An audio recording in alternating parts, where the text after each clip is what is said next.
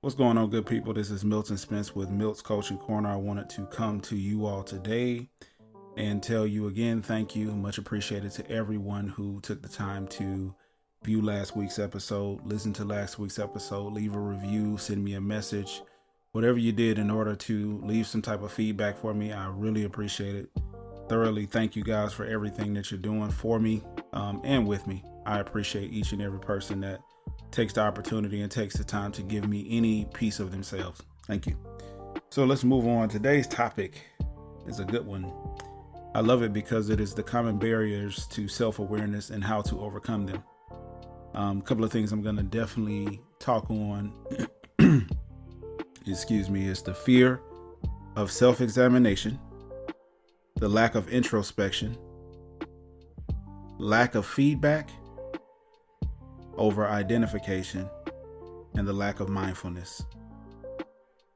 These topics are extremely important to the human mind, to the human being, because it is imperative that we make sure that we follow each rule that comes along with being human. Now, I know you may think to yourself, what are the human rules? What is it the human has to do in order to be better? There is but one rule, and that's the golden one: to treat others the way you want to be treated. Now, I guess the goal would be to treat others the way that you want to be treated, considering that you have mastered that. Treating others the way you want to be treated, treating others how you think you should be treated, treating others the way that you want to be treated.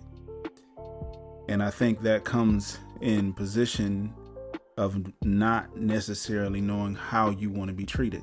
So that's what this week has been about. This month has been about. It's about self-examination, self-awareness, and being one with self, so you understand that golden rule. Now, I wrote down a couple of things because it's such a in-depth topic. Excuse me for clearing my throat so much, guys. I'm getting over a little cold. Nevertheless, such an in-depth topic that I wrote some things down. Now, I want to just kind of say what I deem the fear of self-examination is. Many people are afraid to examine themselves deeply because they fear what they might find. They may be afraid of confronting negative aspects of their personality, past experiences, and they would rather forget. To overcome this fear, it's important to approach self-examination with an open and non-judgmental attitude. Try to see your thoughts and emotions objectively and with compassion. Try to see your thoughts and emotions objectively and with compassion as you would a friend. Now, biblically, it says that we are to love our neighbors as we love ourselves. And one qualm I have with that is that it leaves a little to be desired. And I think that is the ultimate nature of God. He loves us as he loves himself. And I also believe that it leaves us to try to understand what he means or how he became to love himself. And I believe that God came to love himself due to the factor of him being very aware of himself. Negatives, positives, everything. Being able to evolve and learn, being able to take yourself from where you currently are and put yourself in a new position. What I mean by that is stop doing the same old thing, expecting different results. Stop assuming that somehow this same decision that you keep making will lead to a different outcome, because it won't. All it will lead to is more than often than not, more confusion, more frustration, and more of you not being able to concentrate on what is that is important to you. And I believe what's important to any and everybody that's listening to this is their well-being. So how do you self-examine? Number one, you have to be totally honest with yourself and being able to be fearless. Now, I will say this. The biggest thing is objectivity. What that means is being able to see beyond how you were raised, see beyond the environment that you may be in, see beyond the people who have limited you, the definitions that you assign to yourself, and the things that you believe are a part of you. I also believe that it comes down to being able to look at yourself in the eye, whether it being physically or a spiritual sense, looking at yourself in the eye and not being afraid to tell yourself what is and what is not. This goes into the topics that we've already spoken on, basically meaning that we've already touched on this and we've talked about this a million times. I don't think I need to delve deeper. I suggest you go back and listen to last week's episode, but I will give a little tidbit. The facts are that we have the ability and we have the capability to self-examine, because we also have the ability to examine other people, and we do it to other people all the time. We take other people's faults and we make it a forefront. We take other people's mishaps and we are able to look at those things and say, look what they did. The scariest thing is to do that to yourself, because most people, when they do that to themselves, put themselves in position to now be judged by themselves.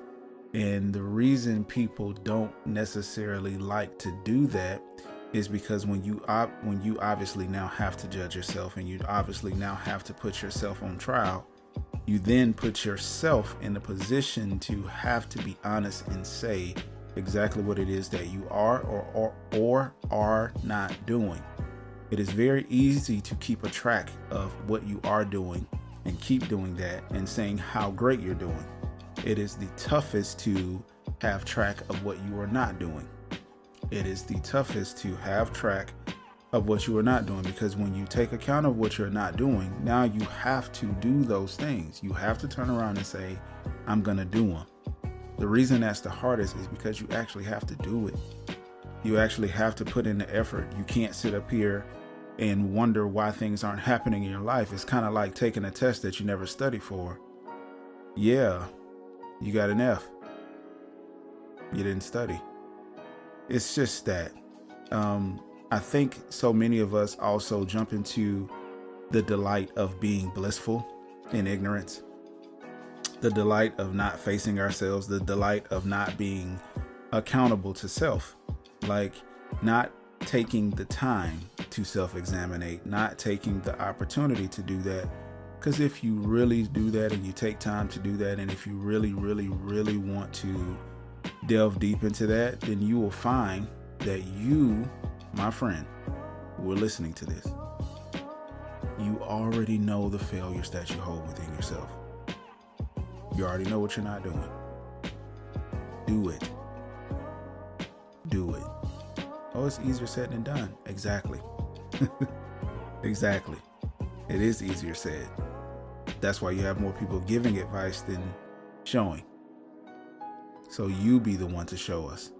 You be the one to show. Show yourself. Treat yourself as a friend. Love yourself. And do it. I don't know what the it is for you, but do it. Please. Now I want to move on to the next thing, and that being self-awareness, right? The lack of introspection. In psychology, we study introspection, interpersonal and intrapersonal relationships a lot. The reason I think we do that is because of this. Self-awareness, being aware of who you are and what you are, how you are, why you think this way, what you think about it. You know, being aware is one of those things that's a gift and a gift. You know, some people say a gift and a curse. I don't think it's a curse to be aware.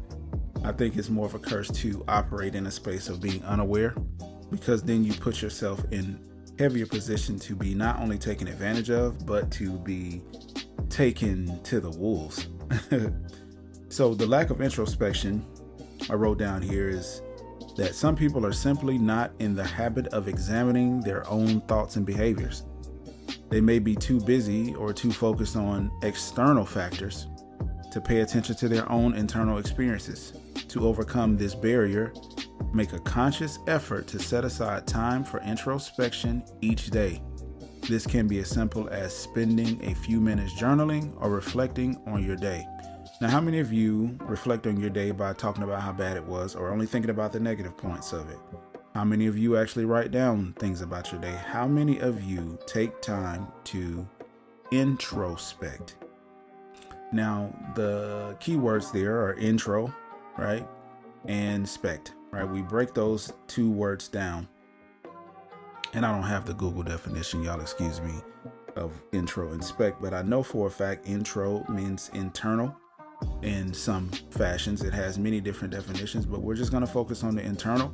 And to spect means to speculate or to inspect, right? Introspect. I believe it is beneficial to introspect due to the fact that I'm going to keep repeating myself. I believe that it is imperative to introspect because you have so much that is within you that is not conducive to the environment from which you have become. You have so much in you that is not matching to the environment that you are a part of. You have so much in you that is not matching to the energy, if you will, that is around you. You have so much in you that can be so much better if you would only take time to introspect and realize where you belong, where you do not belong, who you belong with, who you do not belong with, how you belong and how you do not belong, and what you belong and what you do not belong.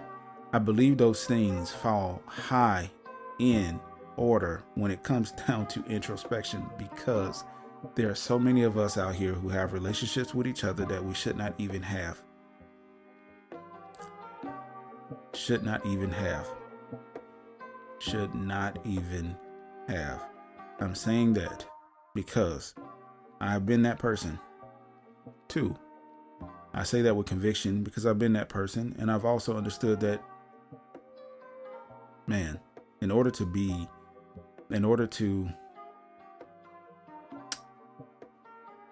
really have relationship, really have a set of rules that follow your introspection, that give you peace, are those relationships that love you back the same way that you love yourself. I believe that so many of us are so focused on what we do for others that we forget to introspect. We expect. We look outside, look at the clouds. I think it's going to rain, instead of looking at ourselves and preparing for it. If the cloud says it's going to rain, bring an umbrella. That does not mean psychologically you stay in bad situations. That means if it is not beneficial to you, if it's not helping you, why are you there? If it's hurting you, why are you there? You will protect yourself from rain. You'll protect yourself from rain. Most of us will go as far not to even drink tap water anymore. We will protect ourselves from lead poisoning and all kind of things. We will protect ourselves from everything we can think of. But why don't we protect ourselves from ourselves? Why don't we help ourselves more? Why don't we love ourselves more? I find it odd that often people find out more about themselves as they go along. And when I say they find it out, meaning that the evidence was always there. The reason they find it out is because now they begin to introspect, but they start to introspect based upon years of evidence versus introspecting day by day. Trust me, you have time for all of this if you would just do it. Okay? Moving on to number 3. Well, I want to say this is still number 2, but this is number 3 on my list. But number 2 and 3 tie in. It is the lack of feedback. Without feedback from others, it can be difficult to gain a clear picture of oneself. This feedback can come in the form of constructive criticism or praise, but it's important to seek out positive and negative feedback to get a balanced view of oneself. To overcome this barrier, ask trusted friends or colleagues for honest feedback and be willing to listen and learn from their perspective. I know that we're talking self-awareness, and I understand that we're talking about a lot of stuff dealing with self. I warn you though, that you become so introspective, that you become so into self that you forget balance. We still need each other. We still need each other. Trust me. We still need each other. There's so many of us out here who have not even begun to scratch the surface when it comes down to loving oneself, loving one another, being each other's friend, being each other's partner, being each other's homie, being each other's... We're so busy trying to be everything all at once. I love that movie, by the way. We're trying so hard to be everything everywhere all at once, but we can't. We can only be ourselves. And we can only have self-control. We can only operate in the fruits of the Spirit. I don't want to get too deep, but all I'm saying is we can only do those things. And we can only go to the people who we really trust to tell us the honest to God truth about ourselves. It takes a full mature person to be honest, and it takes a full mature person to accept said honesty. So I warn you, if you ask for an honest opinion of self, be careful, because you may not like what you hear, but I do ask that you wisen up, find people you trust, and ask them the honest to God opinion about you, whether it be professionally or personally. Ask their opinion. Get all feedback that you can. Don't shape yourself from it. Get the feedback so that you can line it up with your introspection and make sure that it is not only, I want to say aligned, but make sure that it's not too off base, because some people may be like, well, I think this and this and this and that and this and that. You have to realize that everybody's going to come to you with their feedback. That doesn't make it gospel, but then some feedback may actually turn to gospel because they may say something that helps your introspection. Okay. So let's go to number 4 here that I wrote down, and we have one more, and we're going to just speak on things as they come to me. Number 4 is over-identification. Over-identification with thoughts and emotions. Sometimes people become so attached to their thoughts and emotions that they can't see beyond them. They may identify with negative thoughts or emotions and see them as a permanent part of their personality. To overcome this barrier, try to cultivate a sense of detachment from your thoughts and emotions. Remind yourself that thoughts and emotions are temporary and don't define who you are. I remember I spoke to a friend about this very thing. Their emotions became the staple of what they decided, how they decided, and who they decided in all things, right? It became an enigma to them because all it did was hinder them. Emotions are beautiful because they let you know that you're human. Emotions are great because they let you know what you're capable of. Emotions are awesome due to the fact that they are emotions. They have been blessed to us. Animals have them. We have them. And we have the ability now to be able to take our emotions and make sense of this world around us through touch, through feeling, through things that we can't even describe. The feeling of being in love, right? We have that ability. It's an ability to have emotions. It really is. The kryptonite is to follow them. Following your emotions will lead you down a dark path. So many people now are depressed because they're following their emotions. They're following dopamine hits and things like that, right? Versus following what makes sense, right? The spirit, being introspective, being aware. Being aware of your emotions is big because then you are aware of what you are feeling, not that you should follow that feeling. I find it so hard that so many people in this life have fallen victim to their feelings, falling victim to being possessed by things that have nothing to do with them, falling victim to being possessed. I find it so tough. And watching people do that has been so tough as well. I must say that our emotions and our feelings, our love, our grace, our mercy, the things that we're able to give to each other, right, go far beyond just emotion. It goes to something deeper. But nevertheless, I believe that if we would just take the opportunity not to control our emotions, but to be more aware of them and understand what we're feeling, and then take the opportunity to slow ourselves down, listen to ourselves, and be able to process those emotions, then we will not follow them because we understand exactly what they are versus what we must do with them. Emotions are meant to feel. Emotions are not necessarily meant to define or to take over or to make you do this and that, because emotions can have a lot of us out here doing a lot of dumb stuff. And I know I'm preaching to the choir with that one. All right, fifth and final, and then we're going to jump into some final thoughts. All right, lack of mindfulness. Mindfulness is the ability to be able to mindfulness, I wrote this down. Lack of mindfulness. Your mindfulness is the ability to be present in the moment and aware of one's thoughts and emotions. Without mindfulness, it can be difficult to recognize and understand one's own internal experiences. To overcome this barrier, practice mindfulness meditation or other mindfulness techniques. These can help you become more aware of your thoughts and emotions and increase your overall self-awareness. So, I know we've heard many times before, be mindful of this, be mindful of that, be mindful of this, be mindful of that. We've heard that, right? And sometimes we take that as it's an instruction, right? It's a command. It is this, it is be mindful, or a consideration. I have to say that this, although I wrote it last, I did the old mantra, save the best for last, right? The old adage. The reason I did that is because saving this one for last, it encompasses everything that we've been talking about this month.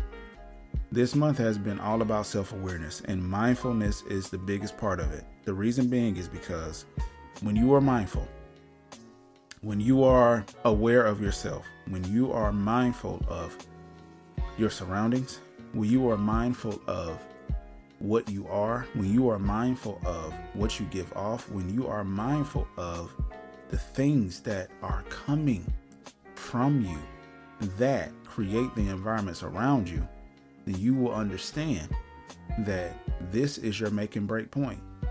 This is your break point. You can't let your mind run you, but you can let your mind run you. The reason I say that is because it's a double-sided coin. It depends on what you put into your mind. If your environment is negative, the music you listen to is negative, the shows you watch are negative, the social media you engage in is negative, you get where I'm going. Positive, positive, positive. I am more so on the basis of dealing with things that are more direct and straightforward and is giving it to me raw and real versus just positive and then negative. Because when you're positive, go, you find yourself also imbalanced. There's a lot of people who are on toxic positivity. You talk about toxic negativity or whatever's toxic. There's a toxic positivity because too much of anything is not good. You can drink too much water and drown. I use that analogy, or I use that example all the time because it's a fact. You can drink too much water and drown. When you drink too much water and drown, you put yourself in a position now to say, well, I was doing the right thing. I was drinking the right thing. Yeah, but you drank too much. You weren't supposed to drink all of that. You weren't supposed to take all of that in. You drank too much. You sitting up here with a child. So listen, in short, right? Your mind, get it in tune, get it in line. The way I get my mind in tune, and then I'm jumping into final thoughts. The way I like to get my mind in tune is I love to sit with myself, be quiet, introspect, be aware of some things I said, did. I'm getting good at it too because I catch myself in moments now. I used to have to sit for a long time and go back over everything step by step. Now I'm catching myself in the moment, and I'm loving that because it helps me stay not rigid, but it actually helps me stay more clean in the way that I interact with my fellow man. I love y'all, man, and I want to interact with y'all the best way that I can. So anyway, what I like to do is sit and I will go back through situations that I did not handle well, that maybe I allowed my emotions to sway or whatever. And what that has caused me to do is find out that I am more human than I am the airs that I may put on at a certain time, or I am more human than I am an employee. I'm more human than I am these things. I'm more human. And what that brings me to is more groundness. Because I realize my weaknesses, because I realize my faults, and I also realize my tribulations, and I also realize my triumphs, my strengths, my powers. And I believe that balance helps me to understand that just like in real life, there's good and there's evil, right? Good and evil. So, guys, I'm proud of you. If nobody's told you that, I'm proud of you. I am proud of you. The reason I'm proud of you is, number one, because you made it to this part in the podcast. And number two, because you're taking the time. You're taking the time. Do you understand that in your life, you'll never get this time back? If you felt like this was a waste, then, hey, I'm sorry. But if you don't, thank you. But most of all, here you are. Here you go.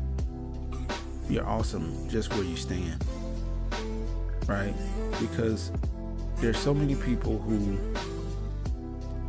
have not taken the time, do not take the time, will not take the time, right? But they will hold everybody and everything accountable for their lack. They will fight you to the death to hold on to the lack of peace that they have within. I pray you don't do that. I pray you don't.